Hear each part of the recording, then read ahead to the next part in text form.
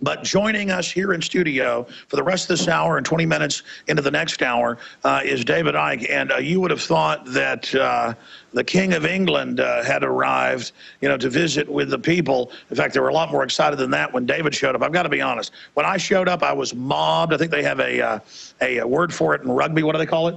A scrum. A scrum. Well, this... When David arrived, it was a super scrum, and I tell you, man, it is great to be here with you. It is great to meet you in person, and thank you for spending time with us. No problem. What is going on in the world? Nice to meet you after all this time in a hotel room in Watford. Who'd have thought it? Absolutely. What's going on in the world, Alex? I think we're at a very special time because, you know, when I started out 20 years ago, more than 20 years ago, it was a lonely road. I mean, anyone who's been in this road a long time knows that there weren't many interested people that long ago.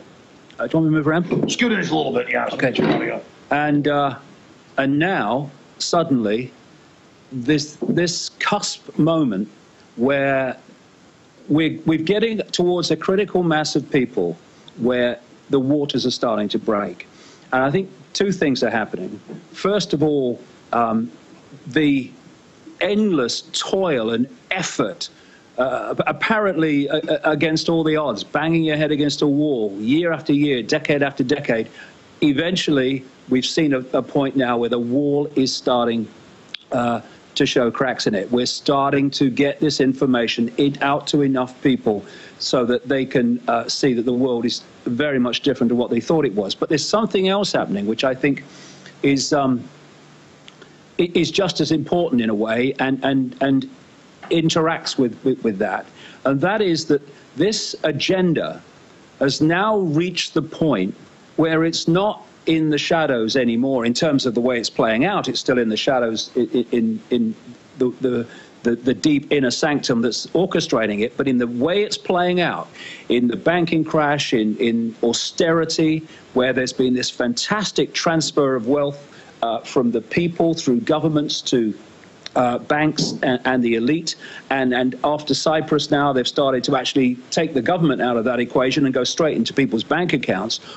All these things are coming together to get people to look at the world in a different way. People are seeing the world and they're thinking, what's happening? I don't like what's going on. This is happening, that's happening, what's going on? Fortunately, after all these years of effort, there is now a massive alternative media that actually has the ability, which is what's going on, to say to people in that state, this is why it's happening. And it's making sense to people. It's making sense of the world to people that the normal mainstream explanations of everything are not making. And this combination of people's life experience and the information explaining the world in a different way, this is coming together in a way that is really starting to break the waters. And this weekend is so symbolic for me. You know, we've all been chasing and trying to expose the Bilderberg group for a very long time, decades, when people said it didn't exist and it didn't matter even if it did. And the mainstream media didn't touch it. You never saw it mentioned. These people were meeting in different parts of the world, and the mainstream media wasn't mentioning it. And now in Britain, in 2013, we have seen the biggest mainstream exposure of Bilderberg in history. And we're not finished yet. There's 2 days to go. And the genie is out of the bottle, and it ain't going back. Because once you start to realize, and it's new to you, that actually these people who are making decisions about where the direction of everybody's lives on the planet are going, and they're meeting in secret with the corporations and the banks and the inner sanctum of the elite in a hotel in secret, and we're not allowed to know what officially what they're discussing and all the rest of it. This has been a bloody revelation to people who are new to this, and it's happened because this has got into the mainstream for the first time. It's a great weekend. It's the discovery of the shadow government. Yeah. You know, what we've been talking about all these years, that actually, if you go high enough, there's only one oil company, there's only one biotech company, there's only one big pharma company. In the end, there's only one political party in terms of major political parties in every country. That's kind of been, oh, yeah, well, yeah, no, that's over the top. That's exaggeration. But here we have, in Watford, on the outskirts of London, the proof of that in the sense of these different elements, which in any so-called democratic society should be kept apart from everybody. And if there are discussions going on and what have you, they should be in public. Now it's in the open and in the mainstream media, not the big picture of why it's happening, but the fact that it is happening. And this is opening so many people's eyes to the fact that this hidden hand is not a myth, it's the truth. It's a great weekend. It's a pivotal weekend. And it's a weekend we'll look back at and say, yeah, you can put your finger on that. That was the time that the change and the transformation became obvious. Again, David Icke is our guest in studio here in our hotel room, our makeshift studio in Watford, England. And I've got a bunch of questions for David. We're going to break here in a few minutes, but we can get started with these now. But I wanted you to repeat what you said when you first got there and gave kind of an impromptu speech. Whenever I made the point that they want us poor. I mean, they write documents, they say that, but still the general public, I don't think, gets why they want us poor. So, David, we got about 2 minutes to break. Describe why they want us poor. Well, if anyone's seen the movie The Hunger Games, where you had a tiny elite in what they call the capital, in high-tech, mega luxury, and the rest of the population in the country was in mega poverty. What they want, you know, people talk all the time, and so they should, about the attack on the middle class in America. When this attack on what we call the middle class, it's slightly different meaning, but in this country too. And the reason that that's being targeted is because if you have a middle class as was, you have a graph which goes from poor up to rich. If you look at the graph now, I saw one the other day. Skip this network break. We're skipping the break. Go. I saw one the other day on an official mainstream website in America, and it went like this: poor, middle class, hardly much movement, and then straight up. And the straight up was 1%, and it was so big that they had to put the top of that pyramid next to it to get it on the page. And we're already getting there. And so this is the society they want. And for me, when you're researching something, knowing what the end is and knowing the means of manipulation to get there are absolutely crucial to understanding the game. And what they want is a mega, mega rich. I mean, it's become known as the 1%. It's probably much less than that if you get the mega, mega rich. Right up there, right, mountain high. And then a mega poor population that's basically in the same boat. And this is why I say to people, and just very quickly, this is why the Cyprus thing was set as a precedent to go directly, not through governments, to go directly into the bank accounts of people. You walk through the bailouts. Explain how they do it. First, it's too big to fail. They sign you onto that. Then explain it. Well, what they did in 2008 was they crashed the economic system on purpose. Problem, reaction, solution. They then started this incredible transfer of wealth for the reasons I'm just talking about, from the people to the banks and the elite via governments. What they did in doing that was transfer the problem from a banking crisis into a government debt crisis. This was then passed on from the governments to the people. It became now a people crisis on the basis of the austerity programs all over the world. Well, no, we bailed out the banks, so we haven't got the money for all these services, so austerity. So there's a massive transfer of wealth from the people to the elite, with the people suffering and no one else.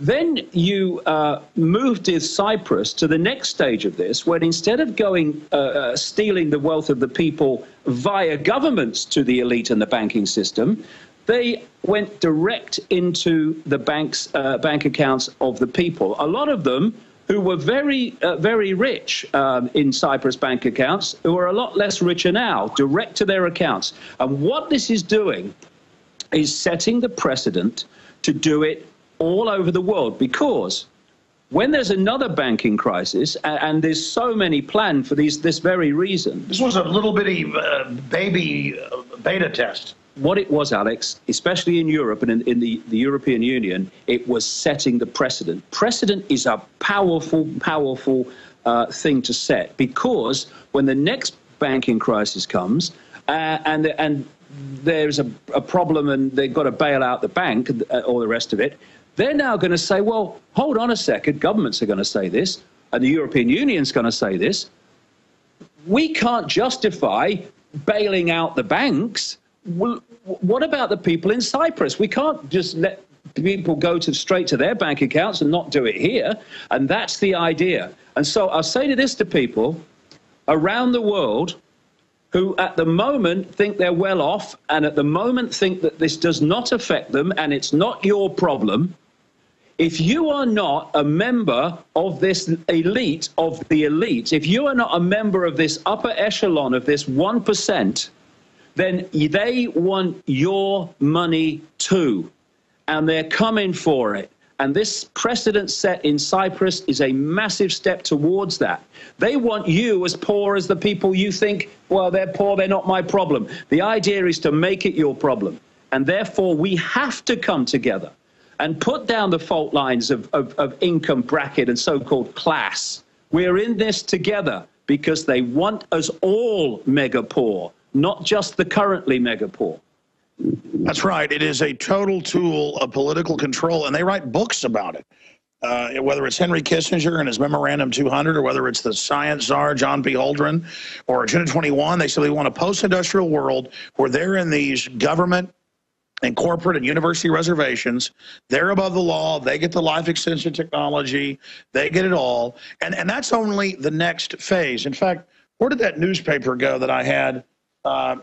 Here it is, right here, David. This is what I want to talk to you about next. Then we'll get back into Bilderberg. We'll get back into, is this really the beginning of the fall of Bilderberg? I also see a key line we may be passing where, okay, we have the awakening, but if people don't do something, then it just kind of sets a precedent that, okay, we accept that. Yeah. So I want to discuss that with you. I've got a bunch of points I want to go over, but the London Independent, and you look at the cover of it today, half of Britons alive in 2020 will get cancer. And they're now saying in the next few years, half of Americans will have diabetes. And in the rats and all the studies and all of it, we know what the vaccines, we know what the GMO, we know what the sodium fluoride, we know what it's doing. And then the globalists write books from Bertrand Russell to John P. Holdren currently. They get caught all over the world giving little kids SV40 cancer virus. They know what they're doing, and they're just getting us all used to everybody's got cancer, everybody's got Parkinson's early, everybody's got neurological disorders, everybody's got diseases, everybody's got problems. And then, don't worry, we've got treatments for the disease you've now got, and let's, never mind that breast cancer is up 3,000%, or children's cancer is up over 10,000%, and again, America and England lead the world because we're run by these eugenicists. Hitler was their man. He just went a little bit early and only after specific groups. They're going after the whole world in a scientific program, and it just hits me that, of course, I'm not worried about them killing me, or I'm not worried about being shut down. I'm not worried about being sued or any of this, because I've read their own words. I know how diabolical it is. I know I'm living in the equivalent of a science fiction nightmare. They want the whole world and our numbers reduced by at least 80%. They're on record. They're on record doing secret experiments against us all over the world.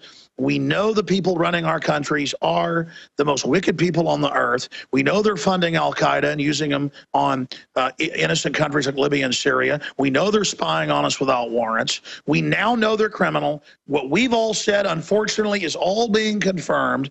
And it's bizarre now to have people really listening to us because, you know, now there's that much more of a responsibility. But what about the fact that this attack is so over the top, David Icke, that's what they almost have over on us, is that it's so diabolical, so crazy, so evil that, yeah, people can finally get they're spying on you without warrants. They can finally get that they're taking poor people's tax money and giving it to offshore billionaires that control trillions who want their money to be worth more by bankrupting you so they can buy it for pennies on the dollar. They're replacing humans with robots at Foxconn factories and saying, good, go jump off the roof. I mean, we are already in the middle of just insane times. How much more crazy will it get? And how does this cancer situation tie into it all? Will people sit there and watch their families die, David Icke, and not care about the globalists doing it to them?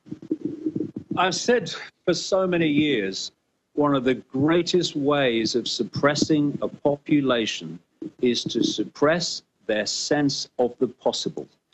If you could suppress their sense of what is possible by hiding technology, by hiding the agenda, by hiding the cause of all these things you're talking about, then people will sit there like a frog sitting in a boiling water, and they will get boiled because they can't see the possibility that actually they might get boiled, or even that they're in the process of being so.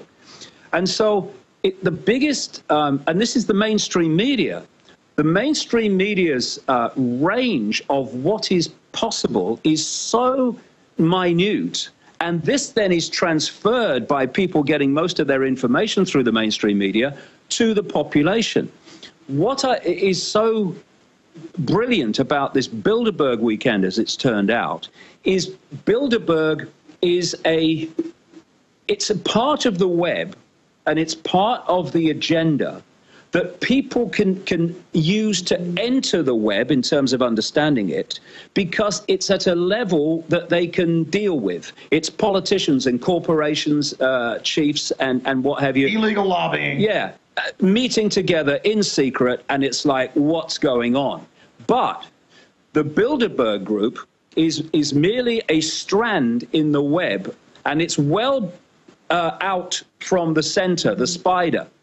And if you go back from the Bilderberg group towards the spider, the closer you get, the more evil, the more satanic, the more secretive and exclusive these strands in the web become. You go that way from the Bilderberg group into mainstream society, and you're going into governments and departments and corporations where the same agreed agenda plays out. Absolutely, extremely powerful with David Icke. I want to come back and talk about what is at the core of the spider, and how you said that Savelle at the BBC was basically a pedophile years ago. You laid all this out, and I would hear this 17 years ago, and I'd go, he says a lot of good stuff, but I can't buy this. And then it all just keeps coming true, coming true, coming true. How did you know all this? I guess you worked there. We're going to talk to David Icke and more straight ahead, and he'll be with you in the next hour for some. We'll take your phone calls, and you'll meet his son. Stay with us. As we saw in Katrina, and as we are watching now in New York and New Jersey, the federal government can't and won't help you in a crisis. FEMA ran out of water and MREs in days. Electricity is still off to over 1 million people. The Red Cross, who is quick to beg for money, is now slow to react.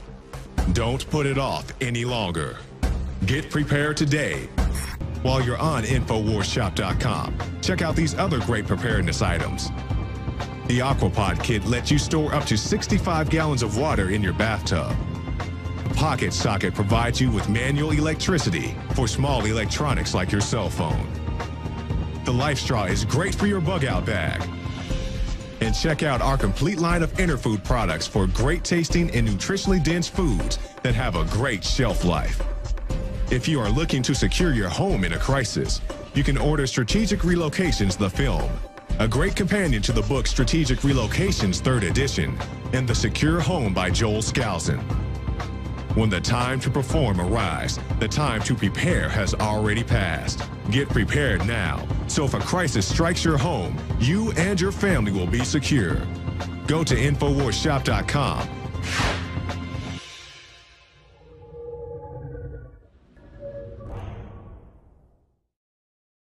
When I was talking to David about this anti-human agenda and why are every major institution in the world, whether it's Russia or China or England or the U.S., Catholic Church or the BBC, or why is it pedophiles and necrophiliacs and devil worshippers? I mean, I never get sick of my wife. I never get sick of a glass of red wine. I never get sick of enchiladas. I never get sick of a sunrise or sunset. I never get tired of just green grass, good stuff, you know, paddling in a kayak down the river.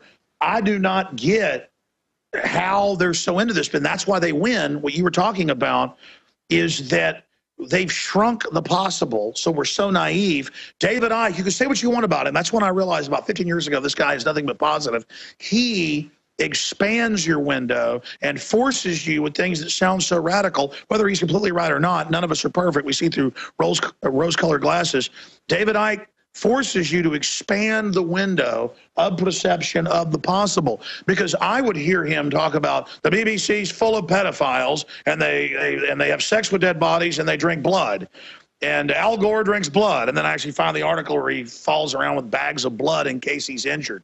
And then I found out more about him. These people are just given over. They are psychopaths with air forces. They are devil worshippers with nuclear weapons. And look at history. We know all the ancient emperors in Rome and the Aztecs were all crazy nuts. So, of course, these are 21st century versions of that. So get into that and the cancer rates exploding and what they're doing and what their master plan is. And then more in Bilderberg, what this means that we forced it out in the open and that crossroads we're at, David Icke.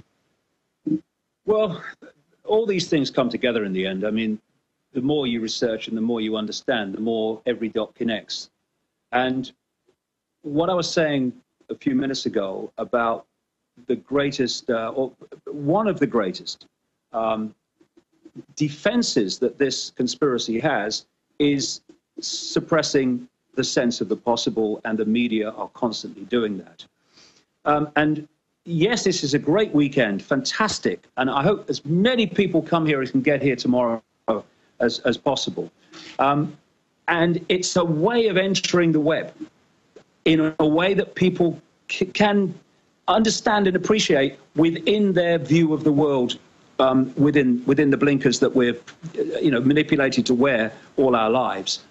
But I say this to you, this is a way of entering the web, and it's a very significant strand in the web.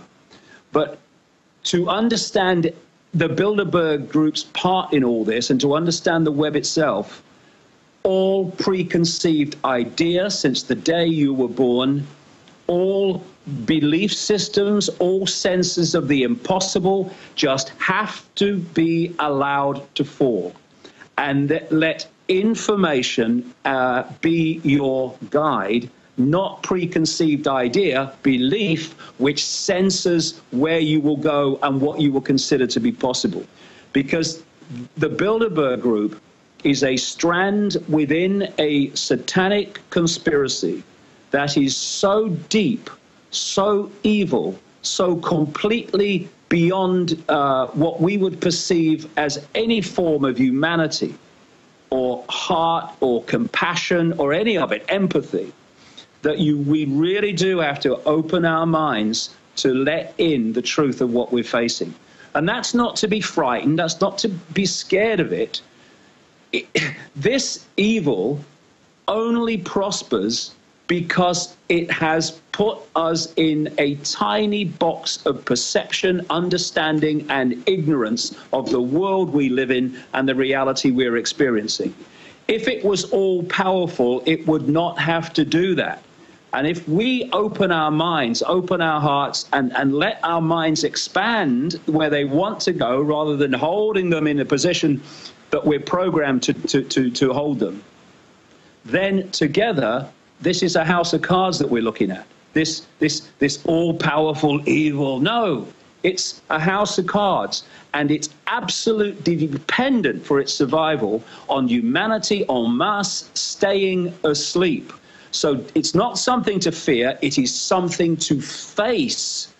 And so anyone that's coming in now and seeing this, Bilderberg, oh my goodness, what they meet in secret, oh, I didn't know that was going on. Well, strap in, because that's the start of the journey through the web.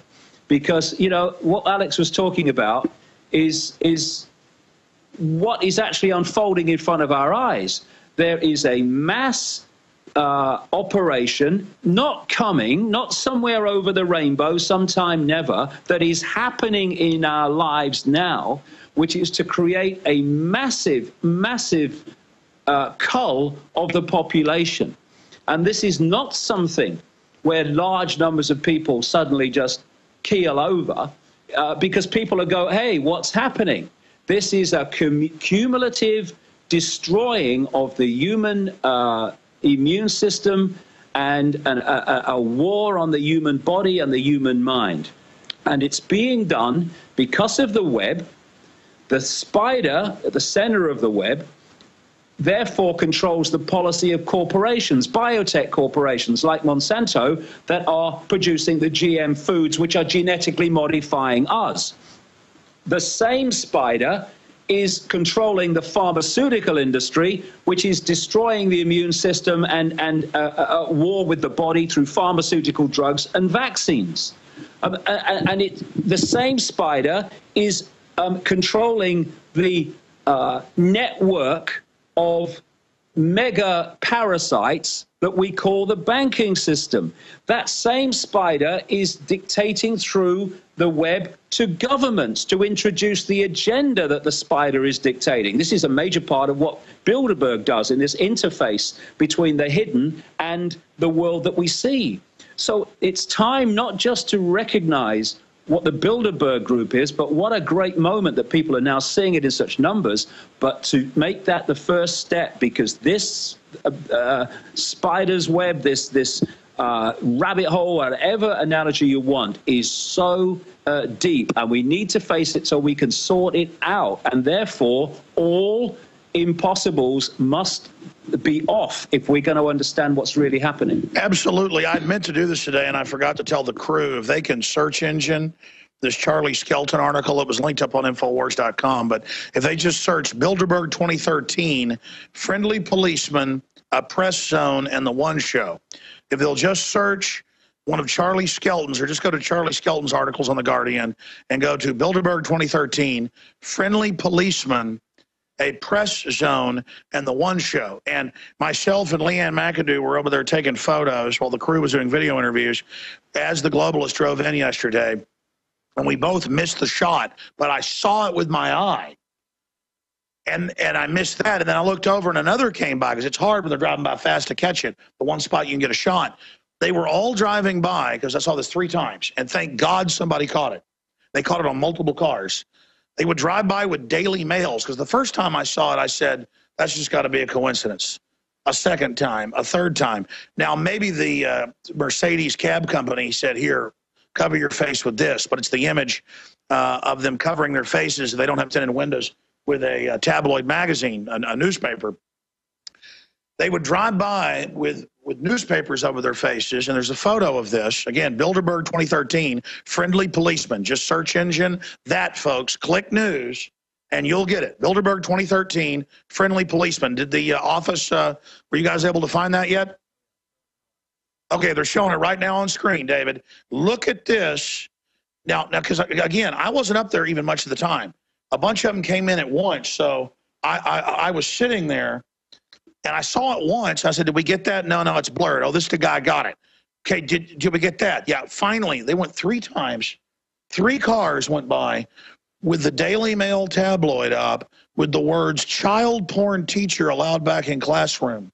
Why would they drive by with a tabloid saying child porn when you've been exposing Savelle and the royal family and all this? What is really going on here, David Icke? Well, it's funny, because I noticed that this morning just before I left home to come up here. I saw one of those pictures, and I thought, well, what an appropriate bloody headline to cover your face with. You know, we chatted about There's this. a lot of irony. Yeah, we've chatted about this in America. We've been in America a few times. One of the things that we, can you hear me all right? Yeah, just scoot into it. One of the things that I'm talking about when I say we have to expand our sense of the possible is that this web, in the end, is being orchestrated from beyond human sight by a force that is anything but human. And the rituals, the satanic rituals to the gods that these people are so into and constantly into, the gods are these entities that are operating outside human sight, which are orchestrating this agenda. Now, I know people have... But why drive through covering your face saying child porn? Well, I mean, in many ways, it's just literally he's putting it over his face, but he's putting it in ours, isn't he? But the thing is that the reason they're so into Satanism and so into pedophilia is because these entities feed off human energy. Satanists kill because they believe they're getting power. They're feeding off human energy. They're feeding off fear. This is why they've created a structure in human society that is a global factory of fear and anxiety. And death. Yeah, death. They feed off death. That's part Torture. of. That's part of all of it. We're the good guys. We torture and bomb for peace. And this is the point about pedophilia. I've been researching this a very, very long time because I've just gone where the music took me or the information and not let preconceived idea block me. And I don't care what people think about me, so it's not made me keep my mouth shut through fear of being ridiculed. I'm quite used to that, funnily enough. But I've been researching this a long time in multiple countries, and I'll tell you this. The energy that these entities want more than anything else is a child's energy before puberty, when changes happen which take it beyond perfection for them. It's a nectar to them. And so what's happening when the pedophile is having sex with the child? The pedophile is the conduit by the possessing entity, because all these people are bloody possessed by these entities. Vampires. Yes, and you know, this is why the whole stories of vampires, this is why the British royal family, like Charles, go back to Vlad the Impaler. They're intergenerational bloodline vampires. They feed off, people think of, you know, drinking blood, and that's true, but it's energy. By the way, I heard you like 15 years ago talk about that, although that's pure bull, and now it's all over the news that he lives in Transylvania and is basically a Dracul. Yeah, but you know, people think of vampires. They feed off blood. Yes, true. That is true. But the major thing they feed on, and often blood is just an expression of that, is energy. And so they're looking for the energy of children. And this is why you find this dramatic ratio of pedophiles and Satanists in the so-called upper echelon of society compared with the general population, because these particular bloodlines are systematically possessed through the rituals. This is how it's done, to become conduits in this reality for that which is controlling them from another reality. So while all these people are having, you know, their sex with children, they are conduits for feeding these entities that energy. That's why pedophilia is everywhere. And what Jimmy Savile was doing, Alex, people in this country, the stories are broken. Oh, Savile was a record-breaking pedophile. And what they've done, the media, sometimes through pressure and fear of the consequences, but actually the authorities and the police have done, is hold that position. Savile was a record-breaking pedophile. The dike they don't want to break, and they're desperately holding on to, is that's part of the story, but only part. He was Renfield. He was supplying them. He was supplying politicians like Ted Heath, a man I exposed as a Satanist and child killer 7 years before he died, in a book. It was read to him, the passage was read days after it was published in 1997-98, and he had 7 years to do something about it, and he never did anything about it. Why? Because it was true. Savile was also brought into the inner sanctum of the British royal family. So they don't just rape kids, they slit their throats. Oh, they do all. Well, that was the speciality of Heath, yeah. Well, stay there. We're going to go to break right now, folks. All I can tell you is from my study, they're all into this, whether it's demons or whatever that are running them doing it. Christians say it's demons. He says it's something else. And all the same thing. All the same thing. It's the same thing.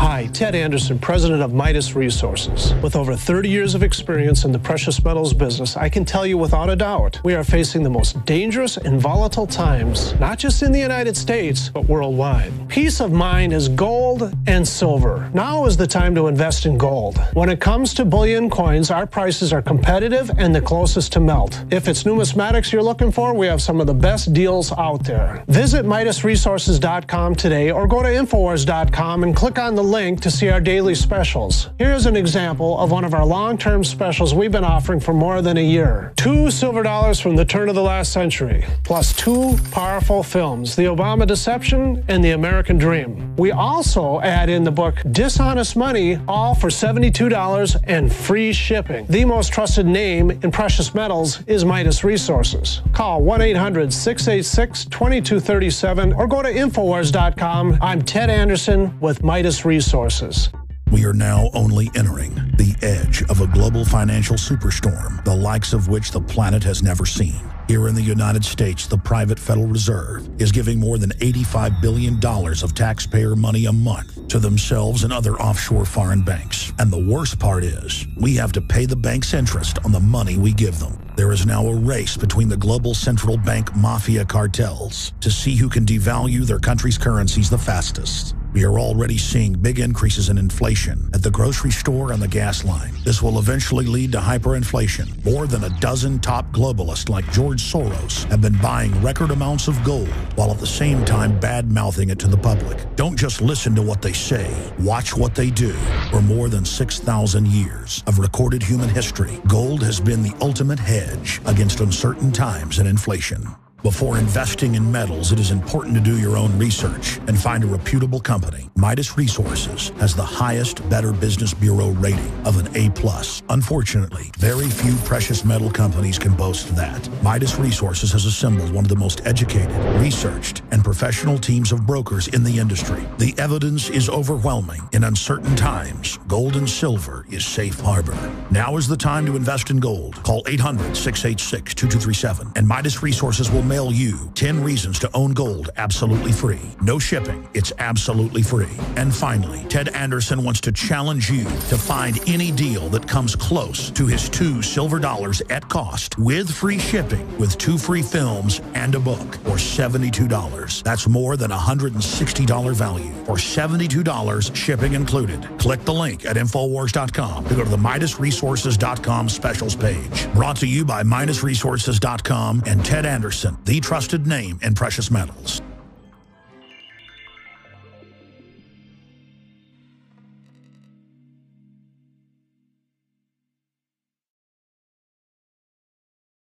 All right, we're going to go 30 minutes into the next hour, and David Icke's going to be here with us. We're going to have his son, who works on the site and is really an informed person as well, joining us here on the broadcast. And I just want to be clear about this. I've had the biggest shows on BBC, Sky Television, you name it, call us, and they want us to come into town and, you know, be on their shows, and we may do that. But the point is that they would kill before not to admit Bilderberg even existed.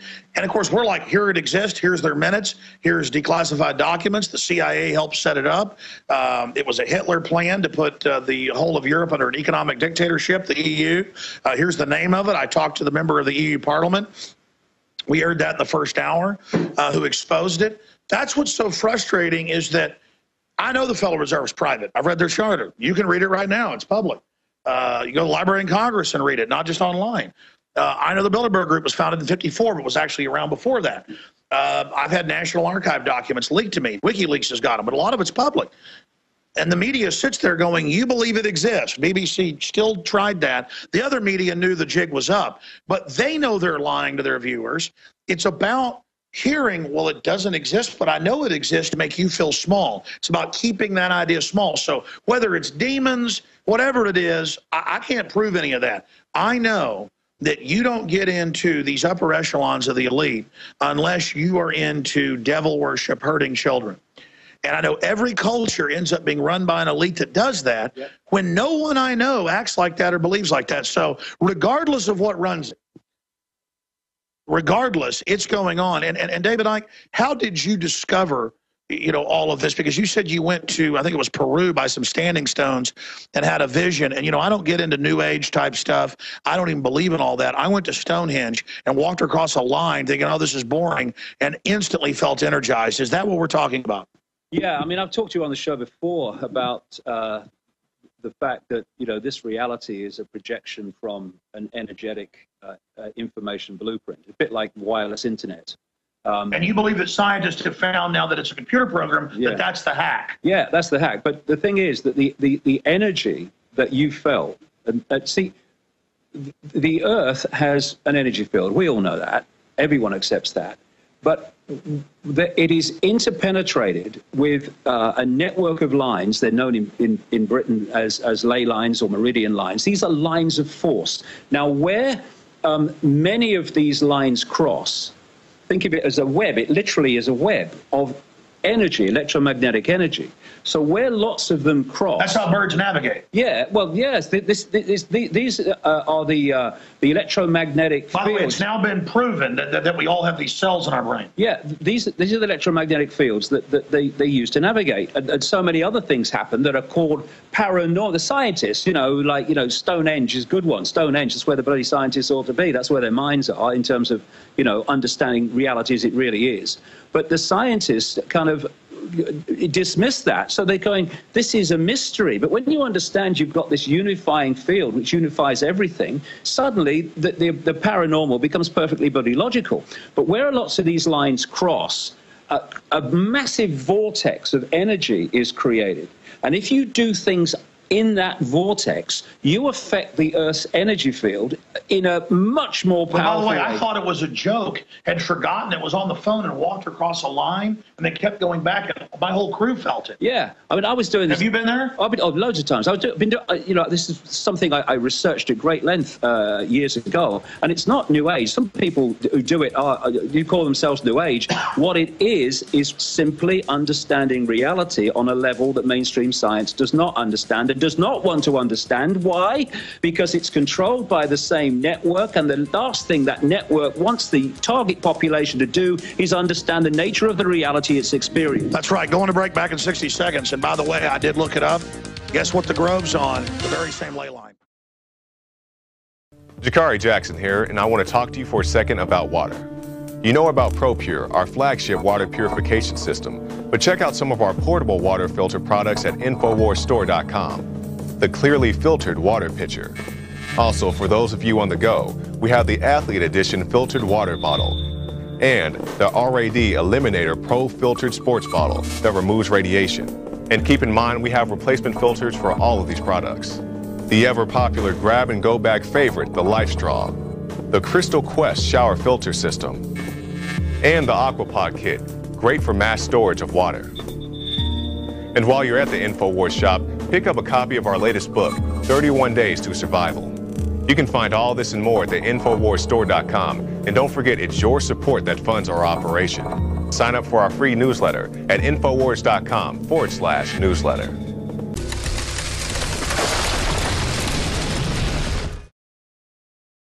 Ladies and gentlemen, I feel like I really know him well, and I did over the phone, talking to him for like 15 years on air. But David Icke is here in studio in Watford, England. People say Watford, some working class area. The Grove is incredibly beautiful, and it's got bizarre skeleton art all over it, and people being absorbed, losing their humanity, becoming machines. This is a short segment, David. We're going to get a bunch of world news with you in the next segment, but you were starting to get into the royal family.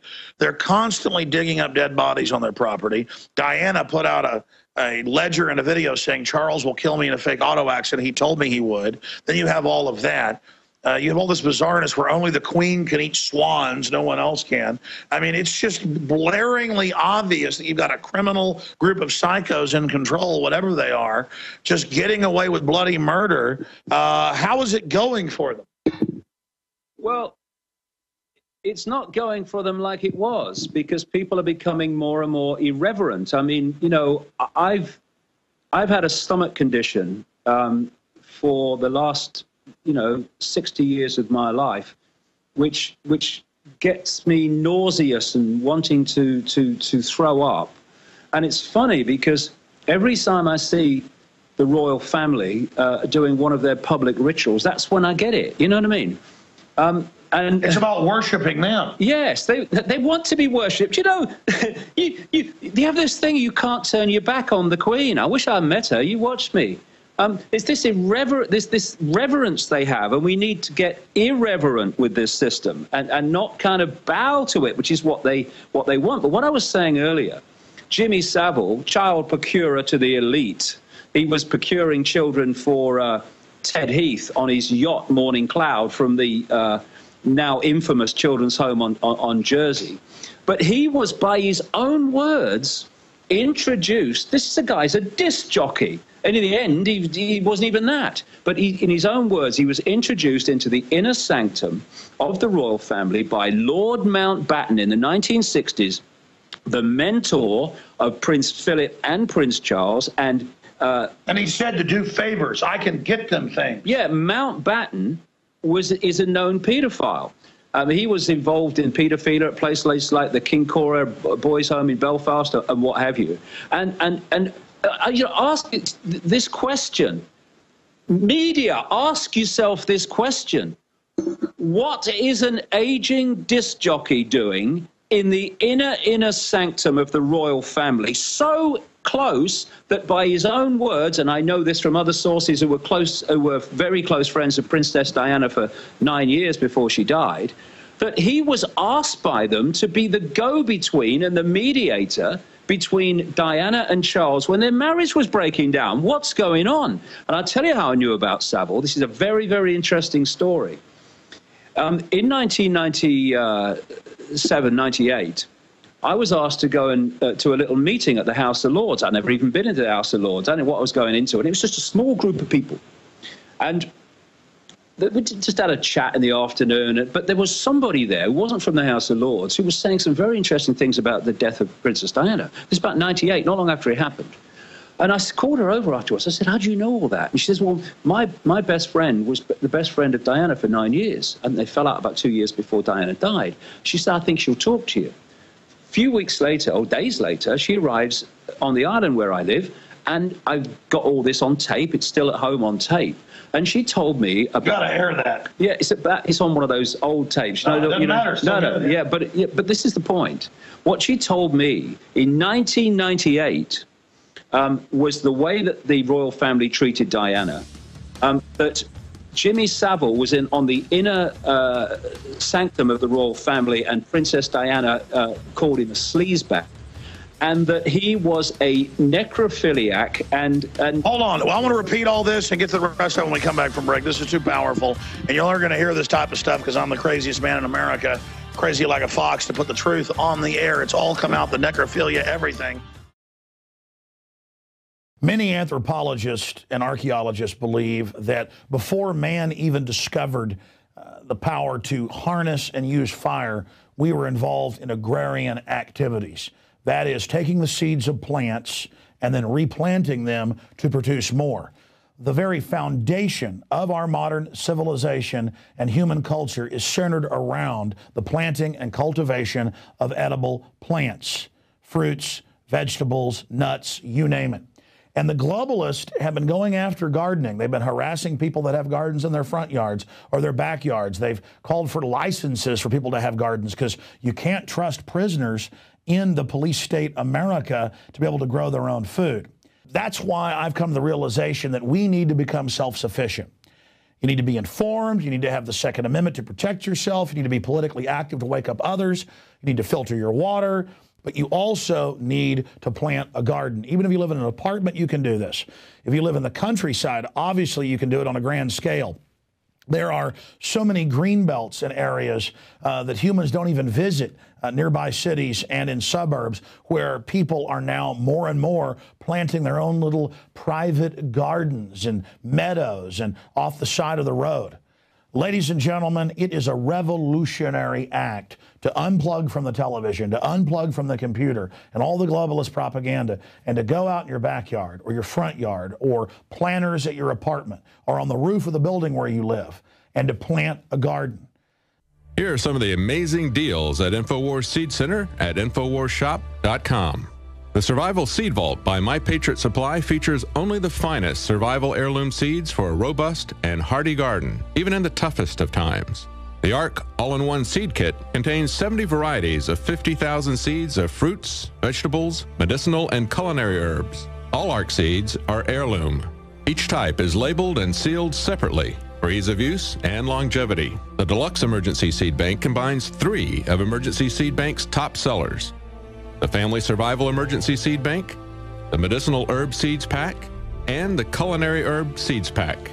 We also have starter varieties of the deluxe seed packages for fruit, salad, salsa, peppers, and medicinal herbs and more. Go to the Infowars Seed Center at InfowarsShop.com. A little seed can grow a huge tree that produces fruit for up to 50 years. We have the best life bombs. That's what these are. We have the best weapons against death out there at the lowest prices, waiting for you to lovingly plant them and lovingly grow them and lovingly eat them and share them with others. We will strike back against the New World Order, and this is only one more initiative in our fight against them. So please join us at InfowarsShop.com, or you can link through at Infowars.com at the Infowars Seed Center. We got David Icke here, meeting him in person for the first time ever, in the middle of just a globalist political bloodbath. You've got the New York Times saying Obama, let me get the exact headline, can no longer lead. He is completely discredited. And again, that's supposedly the paper of record. He's just a puppet now they're trying to discard. They think he can't get any more of an agenda through for him. You've got David Cameron, the prime minister, going to Bilderberg. I've never seen a president or prime minister during an event go to it. I guess they're like, fine, we're exposed. Bring him in publicly, because we've been there when presidents or prime ministers show up secretly, and then our inside moles tell us. I want to get back into the royal family and tell a story here, David Icke, but we predicted that they would go quasi-public. Plus, I had some sources in the U.S. Senate, also in Hollywood. But then I talked to the big BBC guy, John Sargent, their big political reporter, and he basically was admitted to, he was admitted into the facility. I wasn't allowed to say it completely, so he kind of halfway said, well, one of us is, and said, I'm going to enjoy my fancy special lunch today. And he was getting all excited about it. So hard to keep all these sources straight. The point is that they wanted to remain secret because what they're doing is illegal, setting policy. Now it's out in the open. What does it mean to have David Cameron go there? Well, they're on a massive damage limitation operation now, because the coverage, the understanding of its existence and what goes on there means that although, even people on the BBC can still go, oh, no, all that stuff, never mind. You see, this is where we are, Alex. We're at a point now where great tracts of the public, the awakening public, are far more informed about the world and what's going on than the flipping journalists on the BBC, etc. They're still in the land of the bewildered. She was telling me it didn't exist still. Yeah, well, does she know what a buffoon? I mean, or is she trying to put people back in the box? Well, I think from my experience within the BBC is you were a national TV host. And also so many other mainstream journalists is never underestimate the level of ignorance. See, what you have with journalists is this combination which always kind of hunts in packs or hunts in pairs. It's arrogance and it's ignorance.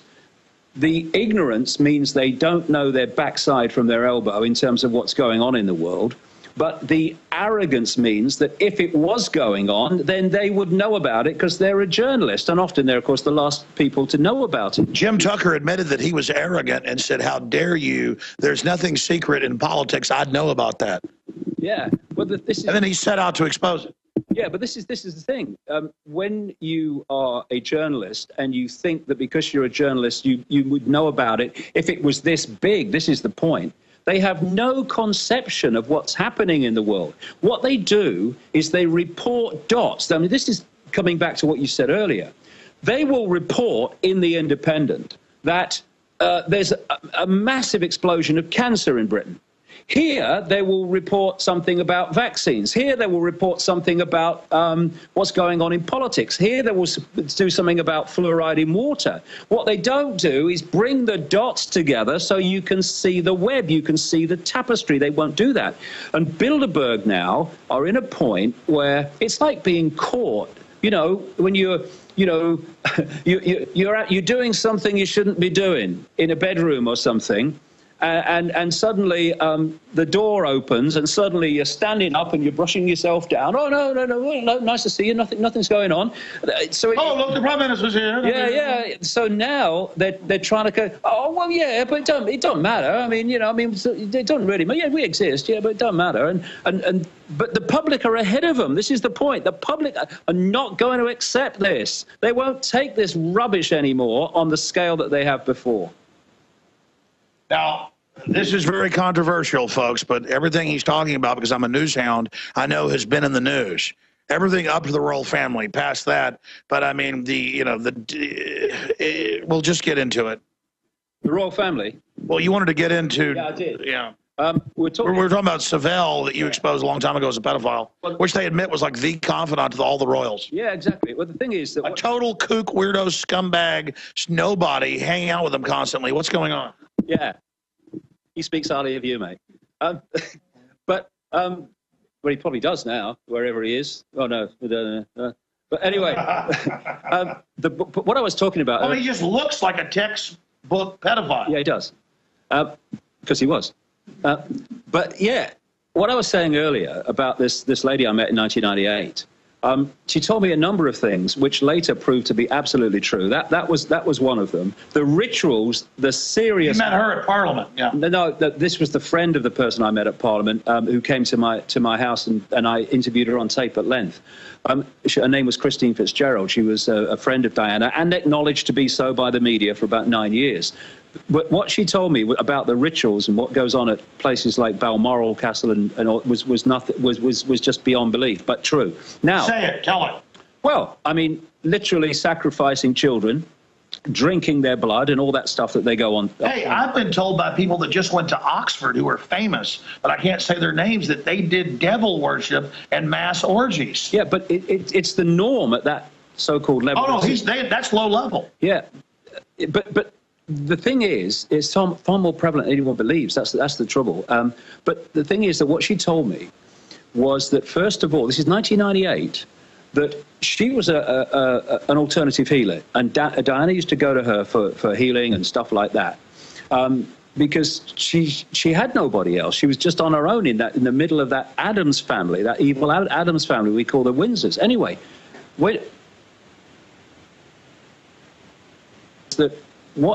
what she called friendly people at MI5 were doing were leaving notes for Diana, knowing that when she came, she could pick them up.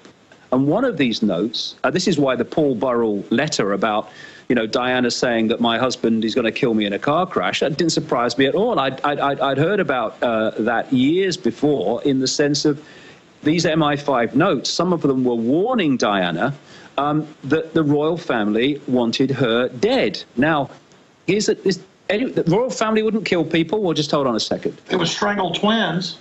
Well, what happened when the marriage of Diana and Charles broke down is that she started having an affair with her bodyguard called Barry Manicky. She was apparently very, very much in love with the fella. Then Barry Manicky dies in a strange motorcycle accident in which he was basically garroted across the road and pulled off his bike and killed. Now, it was said... And here's the headline, Daily Mail, Diana bodyguard killed for our affair. Yeah. What the official story was, that it was an accident. Anyway, this is what Christine Fitzgerald told me happened subsequently, sometime later. Diana came into her healing centre just near Regent's Park in London in an inconsolable state. She was sobbing, and it took some time to sit her down and calm her down and say, what's going on? Because as she was sobbing, Diana was shouting, they killed him, they killed him, they killed him. And what Diana then said is that earlier that day, hence the response, what she called Prince Charles's senior detective had said to her, because by this time, it's sometime after the death of the bodyguard, she was having an affair with a man now out and accepted in the open, with a guy called Captain James Hewitt. And she said that what had happened is the senior detective of Prince Charles had just said to her that the affair with Hewitt had to end, and if it didn't, he could end up like Barry Manicky, which is the bodyguard that's supposed to have been in an accident. He was telling her they killed her. He also said to her in the same conversation, and don't think that you're not expendable either.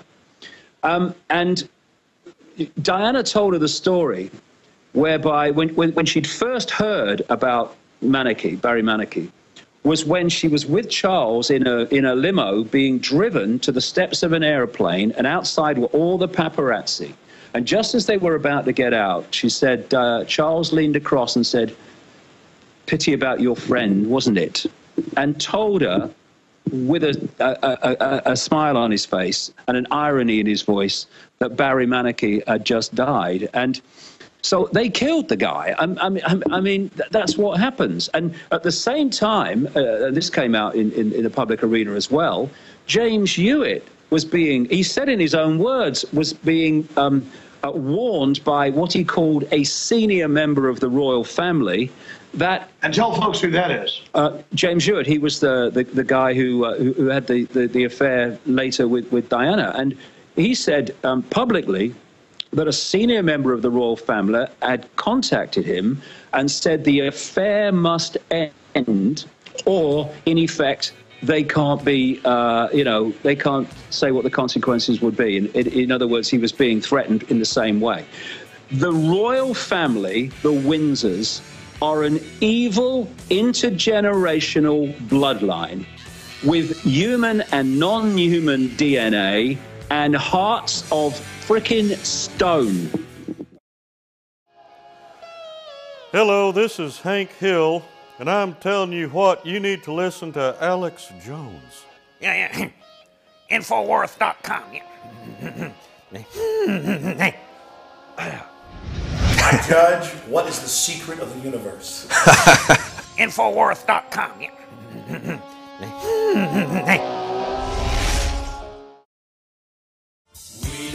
It's the final segment with David Icke, but we'll have live streams tomorrow night at Infowars.com/Bilderberg, and also at DavidIcke.com. They're going to have live streams if ours go down or have problems. And if theirs have problems, you can go to our streams. But DavidIcke.com. David wants to speak before me at 5 o'clock. I speak at like 6, but I want him to go longer, so I'll speak at 6:30 or so. I'm just going for 30 minutes. They're at the Grove overlooking where the globalists are meeting. Believe me, they're very upset by this. They don't like it. But I drug him in here because I knew he was in the newsletter. He helped run DavidIcke.com. Gareth Icke, who is David Icke's son, I thought he'd have the premiere here on our radio show. Buddy, what is it like having a dad like this? It's interesting.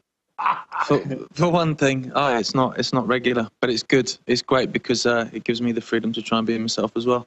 Well, you're an accomplished musician. Tell us about some of the work you're doing and your view on Bilderberg. Well, to be honest, I was a musician for a long time, and I was trying, like all young people do, is to try and break into the industry and try and make it, whatever making it means. And then I found out from the inside just how corrupt and just how bent the whole industry is, which kind of freaked me out a bit, to be honest, because obviously, Dad's been talking about this stuff for a long time, but to actually see it, I was offered £100,000 on my first album to take the album as an advance, based on me changing my surname and saying basically I didn't agree with anything that Dad had ever said. I was offered it there on a plate, and obviously told them to stick it up their arse, obviously. But that kind of woke me up a bit, and now, the music industry is so corrupt that all the musicians are, and it's the same at Bilderberg because there's lots of musicians around as well.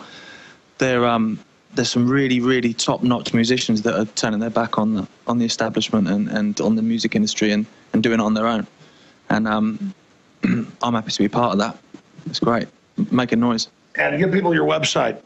It's just GarethIcke.com. Yeah, I'm normally talking rubbish on there, but it's all good fun. And there's loads of songs on there too. GarethIcke.com. And in closing, I'm going to come back with all the news, folks, all the info in the next 30 minutes I haven't gotten to yet. David, we're talking about how they try to intimidate us, and when we don't fear them, then they are pathetic. What is the key, in closing, in about 3 minutes, to defeat these people? Well, if I could just say very quickly, Alex, this fella was at school when the ridicule of me was at its peak, and he went through a nightmare at school as a kid, being ridiculed day after day after day, and he's still sitting by my side. This is one hell of a bloke, I'll tell you, and he's a fantastic musician. But they're not laughing now. No, they're not laughing. No, well, the bloody media are laughing, but I mean, again, they're laughing to themselves. Yeah, well, you know, when they attack us, it's an endorsement. The thing is, they've got, I feel for them, you know, bless them, because they've got to come to terms with the fact that they've been reporting the world in a completely inaccurate way all their careers, and the people they've been ridiculing have been people that have been doing the job that they should have been doing but aren't. For me, you know, if you can get to Watford tomorrow, if you can get to the Grove Hotel and join us, please come. Oh, yeah, and the police are trying to divert you away. I'll tell you after David leaves, but go ahead. Yeah, it's very important to listen to what Alex says after the break, because they're trying to do everything they can to stop people getting there and to make it as difficult as possible. Please, let's come in numbers. Let's smile in their face, and let's do what is necessary to make a massive statement in numbers. Absolutely looking across at the place where it's all going on. Please, make the effort. We will. What would your dad say? How about 3 generations? What would your dad say looking down on you right now? Well, my father was someone who was highly intelligent and a rebel, but of course didn't know anything that this was going on. And, you know, I tell you what my father did, Alex. He said to me when I was a little kid, I never forgot it. He said, "You're never finished in life until you sit down and say to yourself, I'm finished. Until you get to that point, no one can stop you." And I remembered that through the ridicule years, and I remember it now because, you know, this is a great weekend, and it's a great step forward, but my goodness, have we got some work to do in the years ahead. Massive. But that stuck with me and got me through so much. And this kid, I tell you, this fella went through hell as a child because of the abuse of his father. And the fact that he's still going and so successful, I'm so proud of this boy, I can't tell you. And my other kids as well, Kerry and Jamie. Hey, I got to tell you, David Icke, it's great meeting you in person after all these years, and we've missed each other a few times narrowly, but here we are now, and tomorrow speaking outside the Grove. Everybody should be there. This is historic, and you're doing great work getting people to think outside the box. David Icke. Yeah, you too, mate. All right. Great to meet you. We'll be right back after the break, folks. Stay with us. Visit Infowars.com and PrisonPlanet.com. When you're on the site, you can also tune in 24 hours a day to my daily radio broadcast. There's also a free iPhone app to listen to the syndicated radio show when and where you want.